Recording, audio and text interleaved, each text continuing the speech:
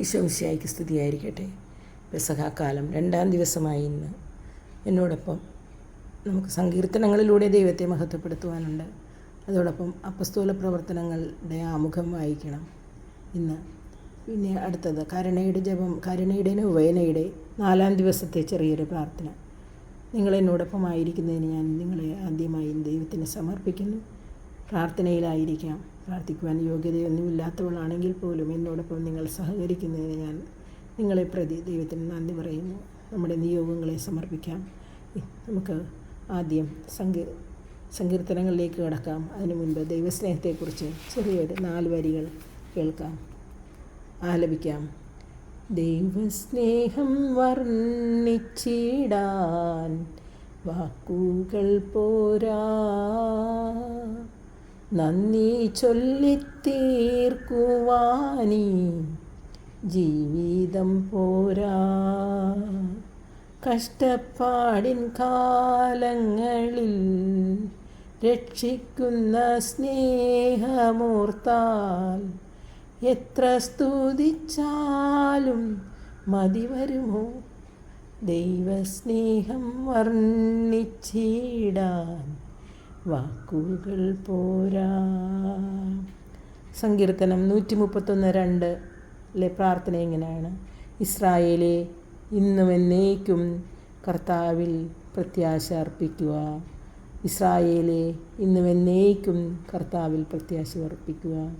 സങ്കീർത്തനങ്ങൾ 131 132 ഇന്ന് പ്രാർത്ഥിക്കുവാൻ ഉദ്ദേശിക്കുന്നത്. സങ്കീർത്തനം 131 ശിശുസഹജമായ പ്രത്യാശ. സങ്കീർത്തനം 132 ദാവീദിന് നൽകിയ വാഗ്ദാനം. സങ്കീർത്തനങ്ങൾ 131 ശിശുസഹജമായ പ്രത്യാശ. ആരോഹണ ഗീതം ദാവീദ് രചിച്ചത്. കർത്താവേ, എൻ്റെ ഹൃദയം അഹങ്കരിക്കുന്നില്ല, എൻ്റെ നയനങ്ങളിൽ നിഗളമില്ല. എൻ്റെ കഴിവിൽ കവിഞ്ഞ വൻകാര്യങ്ങളിലും വിസ്മയാവഹമായ പ്രവൃത്തികളിലും ഞാൻ വ്യാപൃതനാകുന്നില്ല. മാതാവിൻ്റെ മടിയിൽ ശാന്തനായി കിടക്കുന്ന ശിശുവിനെ എന്ന പോലെ ഞാൻ എന്നെ തന്നെ ശാന്തനാക്കി. ഞാൻ ശാന്തമായി ഉറങ്ങുന്ന ശിശുവിനെ പോലെയാണ് എൻ്റെ ആത്മാവ്. ഇസ്രായേലേ, ഇന്നും എന്നേക്കും കർത്താവിൽ പ്രത്യാശ വയ്ക്കുക. 132-ാം സങ്കീർത്തനം ദാവീദിന് നൽകിയ വാഗ്ദാനം. ആരോഹണ ഗീതം. കർത്താവേ, ദാവീദിനെയും അവൻ സഹിച്ച കഷ്ടതകളെയും അവിടുന്ന് ഓർക്കണമേ. അവൻ കർത്താവിനോട് ശപഥം ചെയ്തു, യാക്കോബിൻ്റെ ശക്തനായവനോട് സത്യം ചെയ്തു. കർത്താവിനൊരു സ്ഥലം, യാക്കോബിൻ്റെ ശക്തനായവന് ഒരു വാസസ്ഥലം കണ്ടെത്തുന്നതുവരെ ഞാൻ വീട്ടിൽ പ്രവേശിക്കുകയോ കിടക്കയിൽ ശയിക്കുകയോ ഇല്ല. ഞാൻ എൻ്റെ കണ്ണുകൾക്ക് ഉറക്കമോ കൺപോളകൾക്ക് മയക്കമോ കൊടുക്കുകയില്ല.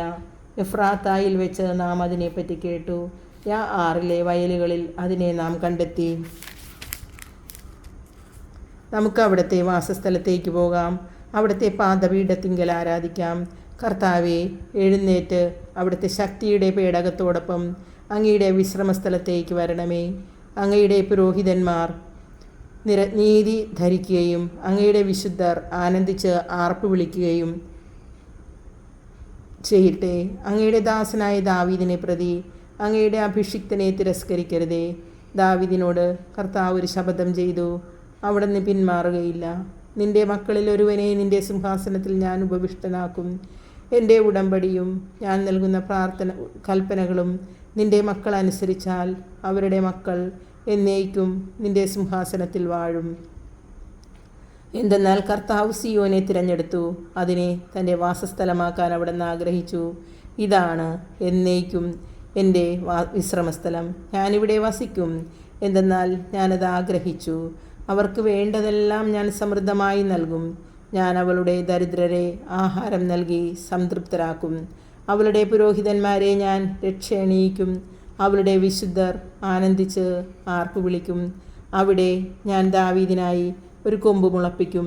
എൻ്റെ അഭിഷിക്തന് വേണ്ടി ഞാനൊരു ദീപം ഒരുക്കിയിട്ടുണ്ട്. അവൻ്റെ ശത്രുക്കളെ ഞാൻ ലജ്ജ ഉടുപ്പിക്കും, എന്നാൽ അവൻ്റെ കിരീടം അവൻ്റെ മേൽ ദീപ്തി ചൊരിയും. കർത്താവിൻ്റെ വചനം. ദൈവത്തിന് നന്ദി. അടുത്തത് അപ്പസ്തോല പ്രവർത്തനങ്ങളുടെ പുസ്തകത്തിൻ്റെ ആമുഖം നമുക്ക് ഒന്ന് വായിച്ച് മനസ്സിലാക്കാം. ഈ ദിവസങ്ങളിൽ നാം ദേവാലയത്തിലും വായിച്ച് കേൾക്കുന്നത് അപ്പസ്തോല പ്രവർത്തനങ്ങളിൽ നിന്നുള്ള ഭാഗങ്ങളാണ്. അപ്പസ്തോല പ്രവർത്തനങ്ങൾ ആമുഖം. മൂന്നാമത്തെ സുവിശേഷത്തിൻ്റെ പിതാവായ കർത്താവായ ലൂക്ക തന്നെയാണ് അപ്പസ്തോലന്മാരുടെ പ്രവർത്തനങ്ങളും രചിച്ചതെന്ന് പരമ്പരാഗതമായി വിശ്വസിച്ചു പോരുന്നു. ഈ ഗ്രന്ഥത്തിലെ 16, 10, 17, 20, 5, 21,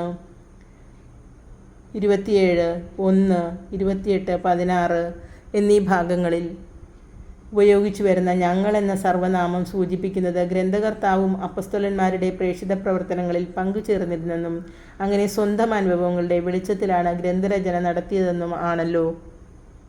സുവിശേഷ രചനയെ തുടർന്ന് ലൂക്ക ഗ്രീസിലോ റോമായിലോ വെച്ച് അപ്പസ്തോലന്മാരുടെ പ്രവർത്തനങ്ങളും രചിച്ചു എന്നതിൽ കവിഞ്ഞ് എവിടെ വെച്ച് ഈ ഗ്രന്ഥം രചിക്കപ്പെട്ടു എന്ന് ഖണ്ഡിതമായി പറയാനാവില്ല.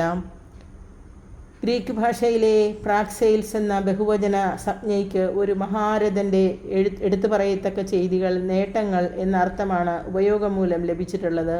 ഈ അർത്ഥത്തിൽ തന്നെയാണ് ഈ ഗ്രന്ഥത്തിന് അപ്പസ്തോലന്മാരുടെ പ്രവർത്തനങ്ങൾ എന്ന പേര് നൽകപ്പെട്ടതും. പരിശുദ്ധാത്മാവ് നിങ്ങളുടെ മേൽ വന്നു കഴിയുമ്പോൾ നിങ്ങൾ ശക്തി പ്രാപിക്കും. ജെറുസലേമിലും യൂദയ മുഴുവനിലും സമരിയായിലും ഭൂമിയുടെ അതിർത്തികൾ വരെയും നിങ്ങൾ എനിക്ക് സാക്ഷികളായിരിക്കുകയും ചെയ്യും. അപ്പസ്തോല പ്രവർത്തനം 1:8 എന്ന യേശുവിൻ്റെ വാക്കുകൾ ശിഷ്യന്മാർ നടത്തേണ്ടിയിരുന്ന പ്രവർത്തനങ്ങളുടെ രൂപരേഖയായിരുന്നു. പരിശുദ്ധാത്മാവിൻ്റെ ആഗമനത്തോടെ ജെറുസലേമിൽ രൂപം കൊണ്ട സഭ വളരെ പേരെ അംഗങ്ങളായി സ്വീകരിച്ച ശേഷം അവിടെ നിന്ന് സമരിയായിലേക്ക് വ്യാപിച്ചു. തുടർന്ന് വിജാതീയരുടെ പന്തക്കുസ്ത എന്ന് വിശേഷിപ്പിക്കാവുന്ന കൊർണോലിയസിൻ്റെ മാനസാന്തരത്തിന് ജെറുസലേം സുനഹദോസ് വഴി ലഭിച്ച ദൈവശാസ്ത്രപരമായ ന്യായീകരണം എന്ന സുപ്രധാന വഴിത്തിരിവിലൂടെ റോമാ സാമ്രാജ്യത്തിൻ്റെ അറിയപ്പെട്ടിരുന്ന മിക്കവാറും എല്ലാ കേന്ദ്രങ്ങളിലേക്കും വ്യാപിച്ച് ഭൂമിയുടെ അതിർത്തികൾ വരെയും സഭ ചെന്നെത്തുന്നതിൻ്റെ ചരിത്രമാണ് ഈ ഗ്രന്ഥത്തിൽ കാണുക. ഈ വികാസ പരിണാമങ്ങളെ രണ്ടായി തിരിക്കാം. മാതൃസഭയായും അപ്പസ്തോലികത്വത്തിൻ്റെ ഉറവിടമായും പരിഗണിക്കപ്പെട്ടിരുന്ന ജെറുസലേമിനെ കേന്ദ്രമാക്കിയുള്ള ആദ്യകാല പ്രവർത്തനങ്ങളാണ് ആദ്യത്തേത്. ഈ യഹൂദഘട്ടത്തിൻ്റെ നേതാവ് പത്രോസ് തന്നെ. നാം യഹൂദരുടെ എതിർപ്പിന് വിഷയമായ ക്രിസ്തു സംഭവം പരിശുദ്ധാത്മാവിൻ്റെ നിരന്തര പ്രചോദനത്താൽ സകല മനുഷ്യരെയും സ്വാധീനിക്കുന്ന വിജാതീയ ഘട്ടമാണ് രണ്ടാമത്തേത്. പൗലോസാണ് ഈ ഘട്ടത്തിൻ്റെ നേതാവ്. അപ്പസ്തോലന്മാരുടെ പ്രവർത്തനങ്ങളിൽ നമ്മുടെ സവിശേഷ ശ്രദ്ധയാകർഷിക്കുന്ന ഗ്രന്ഥത്തിൻ്റെ 1/3 ഭാഗത്തോളം വരുന്ന പ്രസംഗങ്ങളുടെ സമാഹാരം അപ്പസ്തോല പ്രമുഖനായ പത്രോസിൻ്റെ 5 പ്രസംഗങ്ങളും പ്രേക്ഷിതവര്യനായ പൗലോസിൻ്റെ 7 പ്രസംഗങ്ങളും ഇതിലുൾപ്പെടും. കൂടാതെ സ്റ്റേഫാനോസിൻ്റെ സുദീർഘമായൊരു പ്രഭാഷണവും. ഇത്രയും ഭാഗമാണ് അപ്പസ്തോല പ്രവർത്തനത്തിൻ്റെ ആമുഖമായി വിശുദ്ധ ഗ്രന്ഥത്തിൽ നൽകിയിരിക്കുന്നത്. ഇന്ന് കരുണയുടെ നൊവേനയുടെ 4-ാം ദിവസമാണ്. കരുണയുടെ തിരുനാൾ ഈ വരുന്ന ഞായറാഴ്ചയാണ്. അതുവരെ നാം കരുണയുടെ നൊവേന പ്രാർത്ഥനയും അതിൻ്റെ ജപമാലയും ചൊല്ലിയാൽ നമുക്ക് തീർച്ചയായിട്ടും അനുഗ്രഹങ്ങൾ ധാരാളമായി ലഭിക്കും. അതിനാൽ കരുണയുടെ ജപമാല നൊവേനയുടെ 4-ാം ദിവസത്തെ ചെറിയൊരു പ്രാർത്ഥന കൂടി ഞാൻ ഉൾപ്പെടുത്തുകയാണ്. ഇന്ന് നമുക്ക് നിയോഗം സമർപ്പിക്കുന്നത് ഈശോയെ, സർവ്വലോകത്തിൻ്റെയും ജീവൻ്റെ ഉറവിടവും കരുണയുടെ കടലും തുറന്നു കൊണ്ടാണല്ലോ അങ്ങ് മരണം പ്രാപിച്ചത്.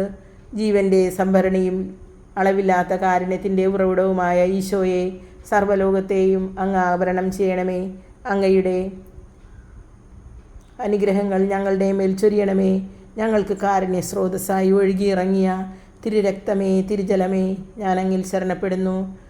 അവിശ്വാസികളെയും എന്നെ അറിയാത്ത ആത്മാക്കളെയും ഇന്നെൻ്റെ അടുക്കൽ കൊണ്ടുവരിക.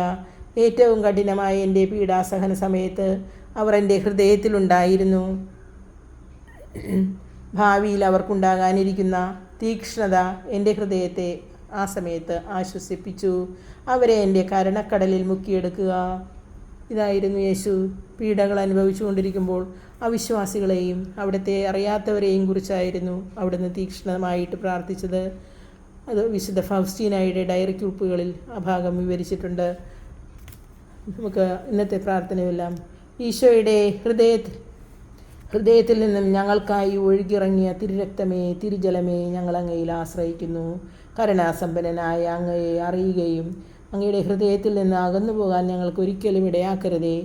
അങ്ങയുടെ സ്നേഹത്താൽ അവിശ്വാസികളെയും അങ്ങയെ അറിയാത്തവരെയും ചേർത്ത് പിടിക്കണമേ. ആമീൻ.